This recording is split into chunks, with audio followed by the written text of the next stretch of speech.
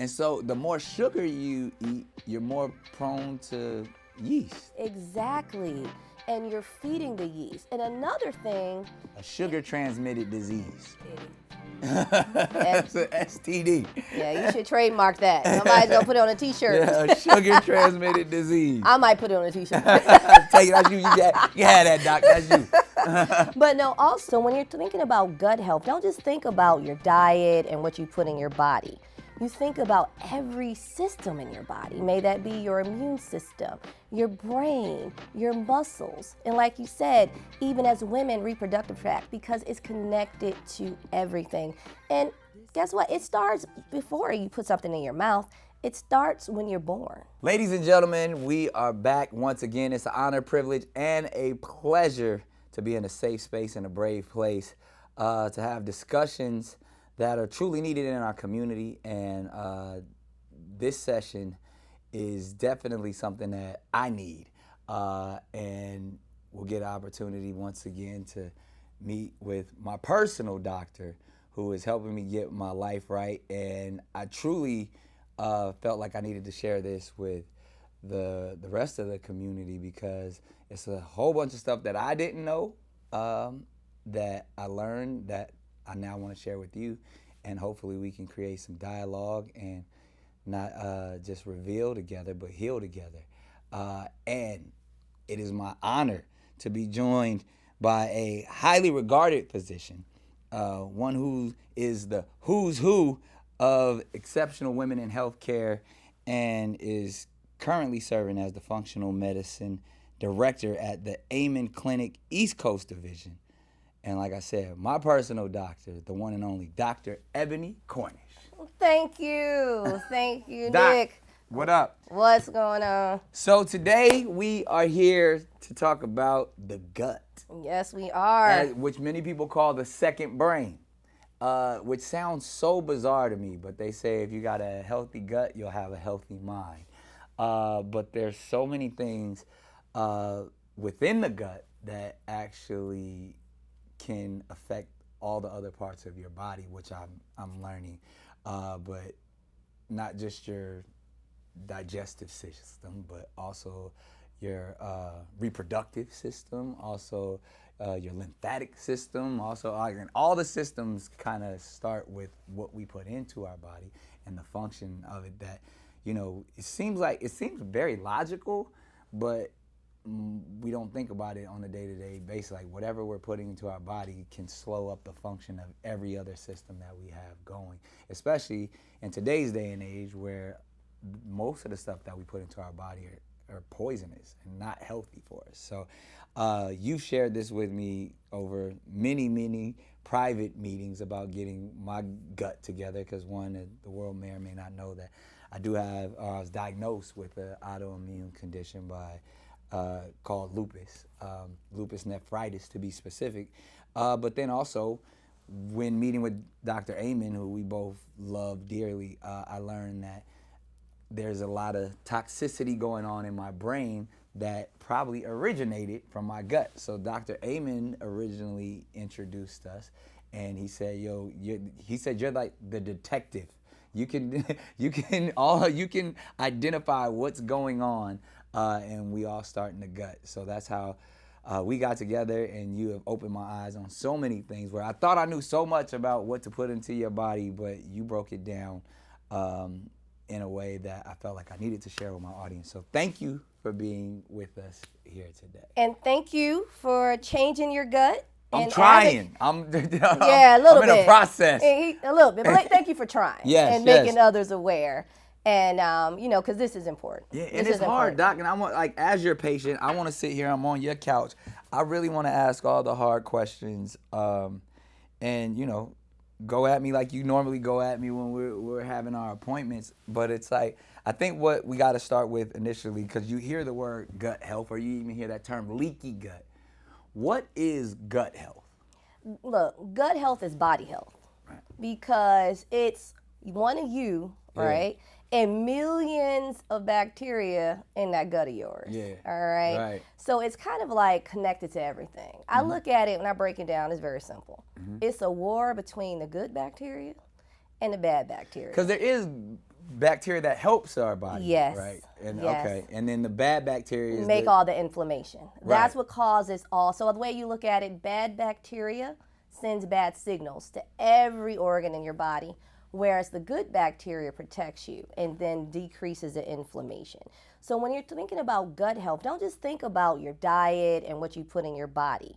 You think about every system in your body. May that be your immune system, your brain, your muscles. And like you said, even as women, reproductive tract, because it's connected to everything. And guess what? It starts before you put something in your mouth. It starts when you're born. Really? It starts when you're born. So when you're going through mom's vaginal canal, Right. you getting all that poop, getting all her good juices. So my mama poop is what helped It create my started- system. It starts the process. Your That mama makes poops, sense. and Yeah. it gets all that bacteria from your mom, right? So Right. if mama's poop was healthy, then you're gonna get good, and that's gonna start your immune system. That's why they say breast milk and vaginal deliveries. Yeah. That's when you have Create optimal immunity. The super babies. Yeah. But then when you have C-sections Ah. and you don't get mama's poop, you're more exposed and have a higher risk of autoimmune disease because that gut, which is the second brain, it doesn't develop normally. Wow, So so- you're behind the curve. So people probably don't know that. So a baby that's born vaginally, immune system is going to be stronger than a baby that's born through C-section. Exactly, because they Wow. go from the stomach, one sterile environment to the other. So they don't get that initial boost of the bacteria that you would get from the mom. And then they have higher risk of allergies and brain disorders and gut problems. Write that one down. Yeah, it starts from the beginning. Wow. It starts from the beginning. So and then and we're joking, we talking about mama's poop and all that stuff, but it's a whole lot of shit involved in in gut health. Because even what I didn't know, and to even understand what was going on in my system, I had to give a sample, as we call a stool sample, Yeah. which was probably one of the most awkward things I've ever had to do in life. Even when you explained it to me, I was like, wait, so doctor, you want me to shit on, and you want me to shit and then pick it up and put it in a tube, and from that, then I put it in the mail and sent it to you, and then you put it in a lab, and in that, what do they discover? Because, and like, you know, you see like the little dookie charts at the doctor, and they tell you like this is healthy and this isn't healthy. Like how does one know, and how does one know before they get or meet someone like you that if their poop is healthy or not? And then when I send you my stool sample, how did you know that, okay, there's some problems here? Well, let me tell you something. You started with getting your brain checked. Right. And the brain and the gut is connected. Yeah. So whenever we see brain inflammation Right. or something not right, like when we saw with Dr. Amen, it's like, okay, where is it coming from? Right. And a lot of times that inflammation starts in the gut. So you need to have bowel movements every day. Once a day, minimally every day. Y'all hear that? Y'all gotta take a shit at least once a day. Because if not, you full of it. And that's bad. Yeah. And that's where toxicity comes from, right? Because talking about that bad bacteria. Yeah, just backed And up. You backed up and you're full of it. Right. So what you need to look at it, because I know we get gross, and with Yeah. every patient of mine, I don't care from age 4 to 80, we sit down. I'm the poop queen. So we're going to talk about that because that is brain health and body health. Yeah. So that poop should look nice and formed once or twice a day. So the And coils, the big like logs. coils, Yeah. logs. That's healthy poop. That's healthy poop. Okay. Once or twice a day. Your stomach shouldn't be bloated, Okay. and you should feel good afterwards. All right. But if not, it's something wrong. So It's if you something got the wrong. runs, that's Yeah. unhealthy. That could be also a sign of leaky gut. That's what you mentioned, right? Right, yeah. And so when people think of that, they're like, ew, Yeah. what is that? Do you have like holes in your stomach? No, it goes back to that bad bacteria. See, the good bacteria, they help because you got this nice layer around your gut. Because if you got to think about it, poop is in your gut and it stinks. Right, yeah. Poop is full of bad bacteria. Right. You don't want those toxins from poop to leak out the body. So the good bacteria is like, bet, we're going to make a good layer. We're going to protect Nick's gut. We're going to keep it nice and healthy. Right. But then the bad bacteria, when you're feeding them the bad things, Right. it's like, oh, that's not happening. So if somebody is like literally stanking up the bathroom, that's probably a sign of leaky gut or an unhealthy gut. Well, everybody stinks the bathroom. But yeah, but I'm saying like, you know them Yeah. ones. The ones like If you really you can stinking, smell yeah. up the whole office. Yeah, you need to find out. And that could be a sign of something bad. And when I'm saying bad, it's not just bacteria. It can be parasites.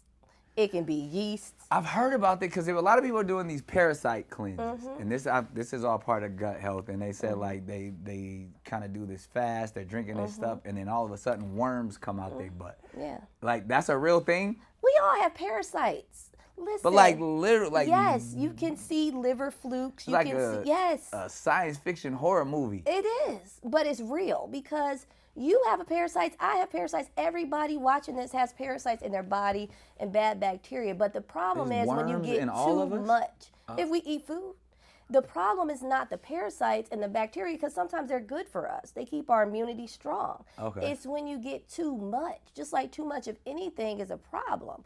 So when you get too much of those bad parasites, that's when you're taking those cleanses, which shouldn't be that hard because people get all exotic, like spending hundreds of dollars on a cleanse. No, it can be as easy as eating right, flushing your system, making sure your water intake is okay, maybe taking something like a binder, like charcoal and clay, that's going to pull those little parasites out. Right. And you cleanse That's easy. You can do it by yourself. You ain't got to have one of these fancy cleanses or something. No, you don't. You don't. You can do it yourself. Right. And when you release it, it's okay. Right. You know, but it's just how long would it take if I'm doing it by myself, if I'm trying to cleanse myself of the bad bacteria, the bad parasites? Is it like a week? Is it 3 days? It depends on how bad you are. It depends. Like if you sitting here, like you said, stinking up the bathroom, eating terribly, drinking. Got the runs, stomach hurts, you know, because parasites can also cause your brain to be fogged too. That's what I want to touch on there as well too. And because again, some of this stuff gets a little like conspiracy theory, like science fiction-y. But I heard, and correct me if I'm wrong, that like even when you have certain parasites, it definitely can affect your mind and have you like almost going crazy. But then I also heard like the parasites can take over and like they're the ones that like you may not like sugar, but your parasites want the sugar. Let me tell you something. Parasites, like I specialize in one called toxoplasmosis. It's supposed to be rare, but it's the most common parasite in the country, even from CDC. You get it from pork, you get it from cat litter boxes, and people who have this parasite, it can cause schizophrenia-like features. Wow. I'll never forget, I had a patient of mine who came in and been in and out in all these homes, group homes, you know, being admitted to psych wards, and had toxoplasmosis. So we treated them for that parasite and their neurological symptoms got better. But it's more than just that. It's all the bad bacteria in your gut can impact the brain, make you foggy, make you inflamed. So a lot of my patients are like, are you tired? Do you have problems sleeping? That could be your gut health because the gut and the brain, it's like a telephone tree. Whatever you put in your gut is calling your brain like, hey, I just ate this piece of Milky Way and these Lucky Charms, and your brain's like, we don't like that. These pig feet and these chitlins. We call that the itis, doc. It's not the itis, it's inflammation-itis, right? That's going on and making you tired because all that blood is traveling to that gut, messing with that pig's feet. That's why we get tired, because we're eating stuff that inflames us. Exactly. See, I told you it's simple. Everybody don't call it the itis. Right. Why do you think that's among us? Yeah, the white folks like the itis. What do you mean? But usually it is due to that inflammatory in your reaction that you don't even know. Because when I would eat gluten, afterwards I would feel drugged. Really? I would go in my office like, I can't do this. All right, well, you said the other G word. It went from gut to gluten. Black folks don't know what the hell gluten is, like, but it sounds like it's been around for quite some time. But can you break down gluten, what it is, and why it's bad for most of us? All right. So gluten is processed foods. All really? Right? That's all that's what gluten stands for? Processed wheat. Processed wheat. Yep, processed and how did the wheat get processed? They added all the chemicals to it. So grandma, like we talked about before, the chemicals that they added to wheat, they weren't that processed back in the day. So gluten is kind of new.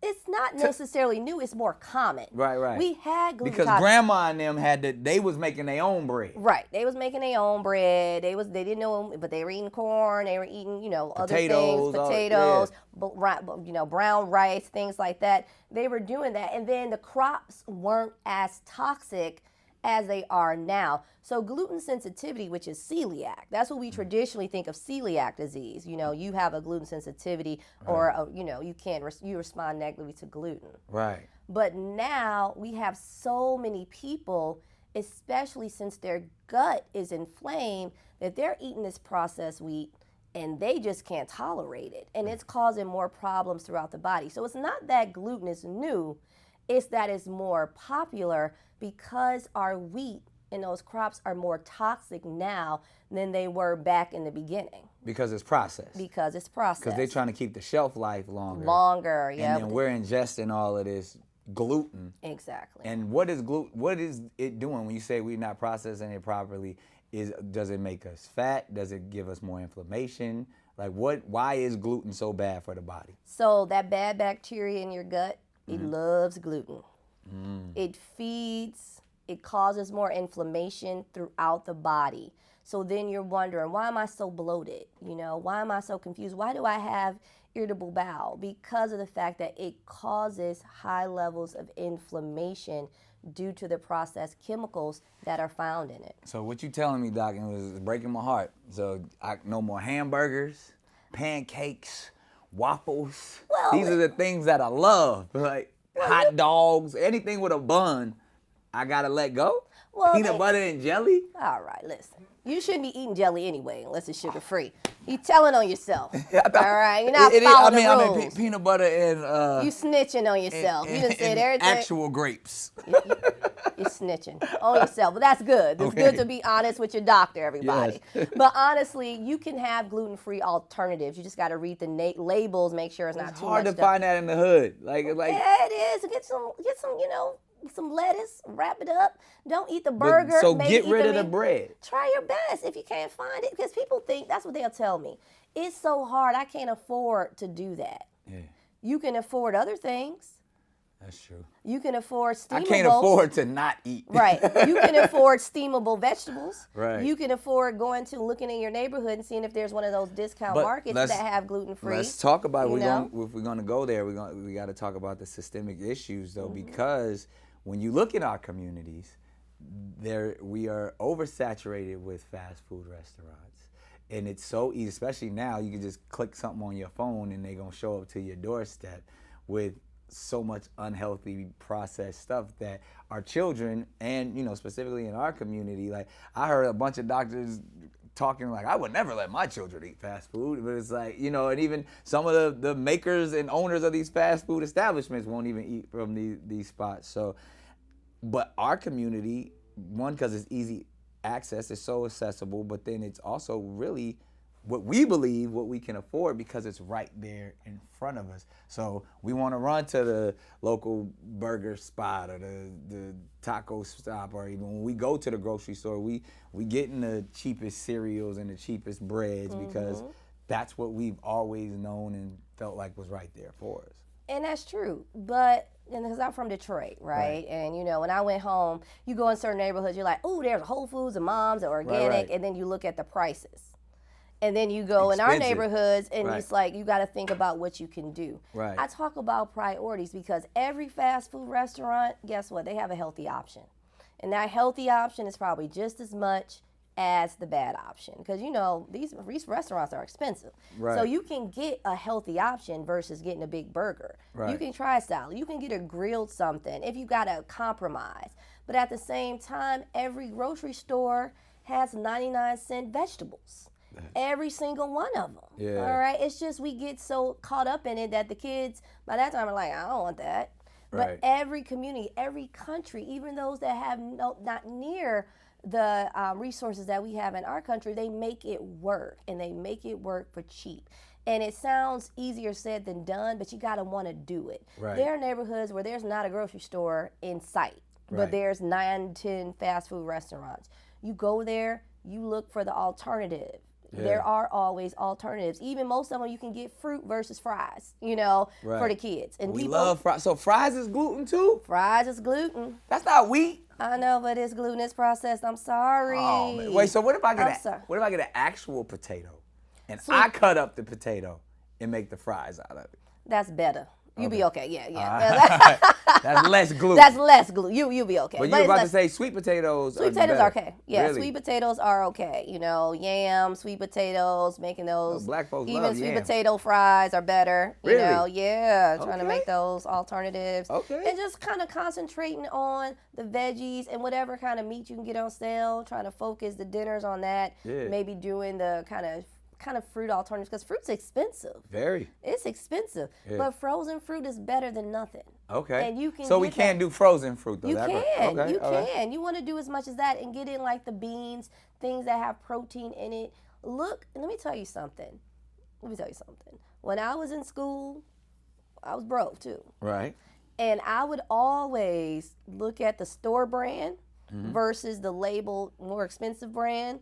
And that's what I would focus on. I would focus on if the store brand that was cheaper had the same ingredients as a name brand that might have to pay $2 or $3 more.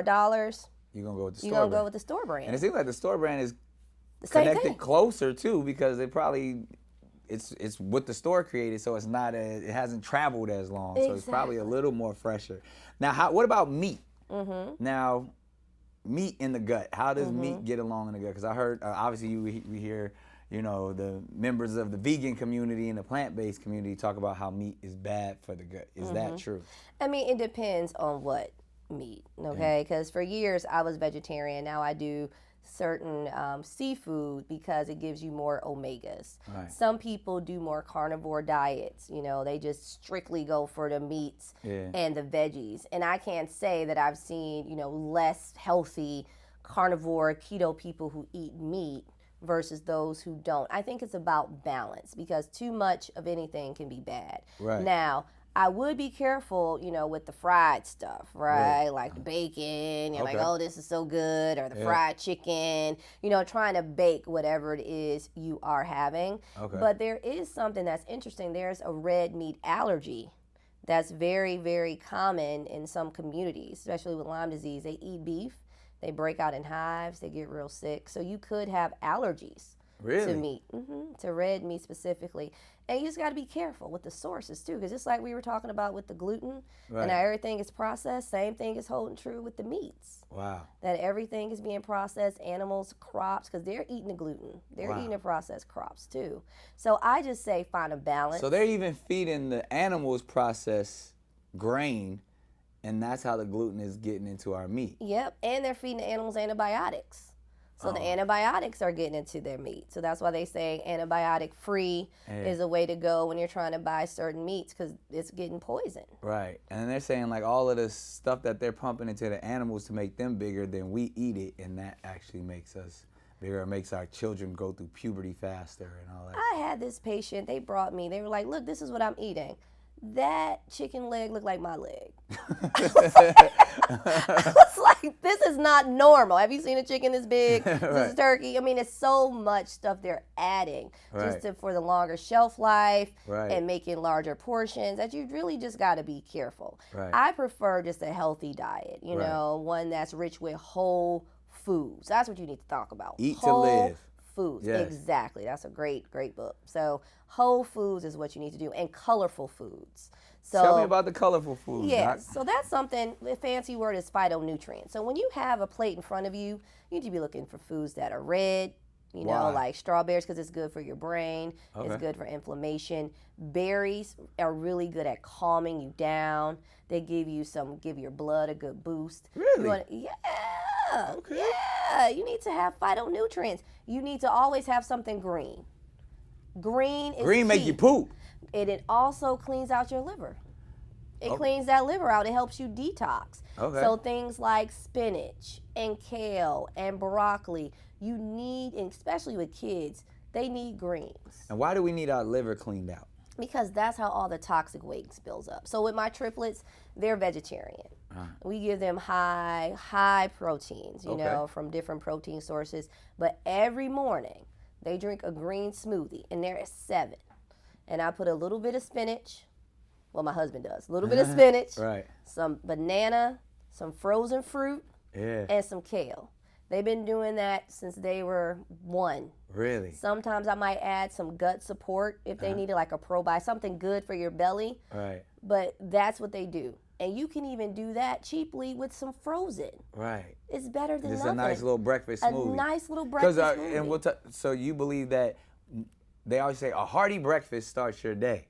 That's not necessarily the case where you want to do less of all of the gluten stuff, the pancakes, the potatoes, the bacon, and just maybe something just like a nice smoothie to start your day? Well, not necessarily to start your day. It can complement a meal, right? Okay. But you got to watch what you're feeding yourself because, for example, we were talking earlier about the cereal, right? A lot of the cereal got a lot of sugar in it, but the cereal box right next to it is sugar-free. Right. And so then you wondering why people are starting their day, kids are going to school, can't focus, and then you look at the content of the sugar, because I've done it. Right. And I'm like, oh my God, my kids are doing 10 grams of sugar when they walk out the door, or 15 grams of sugar when they walk out the door, and eating pancakes that might be 6 or 7. So now you got a hyped up kid, or you might be hyped up walking out the door, wondering why you can't focus. Let's see, this is why we got problems. You cussing at me right now. Sorry. Because sugar is my addiction. I love candy. I love sweets. And Dr. Amen sat right here in that same chair and told me, obviously, my ADHD is connected to, my sugar dependency. And it's probably, one's feeding the other. And I just hate to hear that, but let's talk about sugar in the gut, even though I love all my candies, my Starburst, my Skittles, my Did you my stop? Jolly Ranchers. Did you stop eating it? Did you limit it? I mean, I definitely limited it. Do I need to get the belt out because you're not following directions? I've cut back. It's hard. You can't just go cold turkey on a crackhead. You know what I mean? That's true. You can go to rehab with Yes, your doctor. I'm in sugar rehab as we speak. But yeah, we've talked that I've done stints without sugar for as long as 4 months, and then did you see that guy right there, the big dude? He's my dealer. He's he has a sugar issue too. Going to jail. He loves cookies. We've been trying to cut this sugar out, but I don't have any other vices. It's women and sugar. I like sweet things. That's my only problem. So please tell us how bad sugar is for the gut. I know you don't want to hear it, because sugar is addictive. It feeds our brain, but it also feeds bad stuff in our body. Right. That causes yeast, right, for example. So you have a sugar addiction, but it could be that yeast, when we hear about yeast infections, but that bug also can damage your brain and cause you to have brain inflammation and fog and ADD. You can't focus because you got that overgrowth of that infection in your gut. So break that down again. So that's a revelation to me. So sugar creates yeast? You have yeast. Or I naturally have yeast. But it makes too much of it. So sugar feeds yeast. Sugar feeds the yeast that's already in my your body, and it makes it worse. And yeast is now, does the yeast connect with the gluten? No. Oh, okay. I was like, the yeast connects I was bread, wheat. No, the yeast connects with the brain. So it's not the yeast that's in bread. This is the yeast that's naturally in our body. Exactly. So this is how you can get yeast in your throat or your mouth, or you can get a yeast, like you said, yeast infection where you're overproducing too much. Yeah. What is this yeast? It's an organism. It's a bug. Yeast is a bug. Yes, and yeast is a beast. So yeast is also called, candida. So people see that. Oh, candida. Yep. That's that's an STD. Yeah, it's a disease of everything. Right, Let me tell you something. But it goes to the brain too. So you can get candida in the brain. Yes, and you can get candida toxins throughout the body. It can cause your brain to be inflamed. Wow. It can mess with your mood, and more importantly, your focus. And so the more sugar you eat, you're more prone to yeast. Exactly, and you're feeding the yeast. And another thing, a sugar-transmitted disease. It is. That's an STD. Yeah, you should trademark that. Somebody's going to put it on a T-shirt. Yeah, a sugar-transmitted disease. I might put it on a T-shirt. Take it. That's you. You had that, Doc. That's you. But no, also you're feeding the other bad organisms, those bad bugs in your gut that Yeah. cause inflammation. So they hungry too. Right. And they love sugar. So then once again, that's causing inflammation everywhere. So then you got more people with diabetes. And they don't know why. More people with obesity. They don't know why. They looked at guts in people who have diabetes and sugar intake, high sugar diets versus someone who is optimally healthy. Man, their guts Completely with glucose different. were terrible. Right, right. It messed up all the good bacteria that you need to get your brain and your immune system working and the inflammation down, and fed all those bad guys. And we talked about parasites. Right. What you think they eat? The sugar. They feed on sugar too. So when you're getting them cravings, when you're eating for your brain, but you're also eating for those millions of bugs that live naturally in us. That's what I was saying. They said the parasites are the ones that are feeding off of the sugar, and they're the ones that they want the sugar more. Even if I'm telling myself I don't want the sugar, the parasites are saying I do want the sugar. And yeast and other bad bacteria. Wow. In your gut. All right, Doc. This is you've been cussing at me on this session. Now this that I love sweet things, but I guess I know there's gonna be so many comments and people probably feeling like I feel like, man, I got to get it together, but I really don't want to. But last thing I want to touch on, and we'll bring it back up in our next session, is how all of this affects our mental health. Yes. And ultimately, like you keep saying, the gut is the second brain. So I just we can end it on, talking about how those two are connected. But then in our next session, we will go a lot deeper and, talk about everything from, autism to ADHD to all of these things are really really rooted in what we put or what is found in our gut affects our brain. So how does mental health or how does the gut affect our mental health? So let me tell you, the bacteria, the good ones in our body, those things that people take, people take antidepressants with certain chemicals, something like serotonin. Right. Well, you have certain receptors to make that in your gut naturally. Wow. And you also have something in your gut that stimulates GABA, which calms you down, which chills you out. Mm-hmm. However, when you damage your gut, you're going to make more glutamate, which is what you find in MSG. So you're going to be more hyperactive, you can't focus, more confused. That's what we call brain inflammation, okay? And that can lead to things like depression and anxiety and ADHD. Why do you think these rates are so high, and especially in the African American community?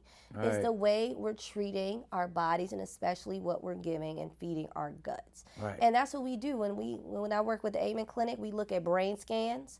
We see inflammation, like in your case, inflammation, problems with focus. Let's figure it out. But we always start with nutrition because you're feeding your brain while you're feeding your gut, and you're also feeding that good bacteria, or you could be feeding that bad bacteria, which is causing inflammation everywhere.